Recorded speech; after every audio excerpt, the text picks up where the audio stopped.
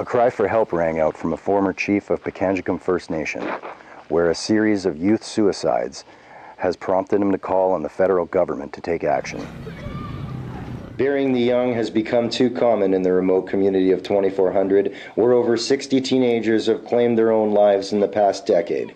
Ontario provincial police data demonstrates nearly 9 attempts for every suicide. 2 brothers and 1 sister, they probably lost through suicides and alcohol-related deaths.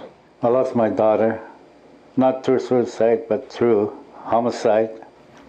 She was killed in the street of this reserve. And they never find the person that did it. So it's unsolved homicide, which I had to carry through every day.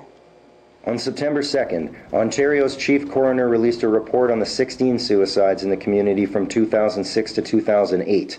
He outlined 100 recommendations, including a national suicide prevention strategy, building water and wastewater systems in Pikangikum, and most coveted by the First Nation, building a new school.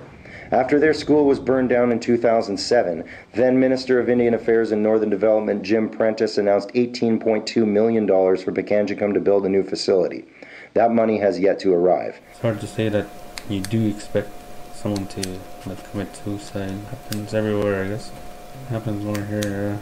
Smith Keeper proposed having the youth beautify the reserve in exchange for a trip to Winnipeg to get their hair cut and go to the movies. In one day, 52 teenagers signed a contract to quit sniffing gas and attend school so they could go to work. The ones that are working, they get to take all their children out of the community, but these ones get left behind because there's no money for them, no money for the parents.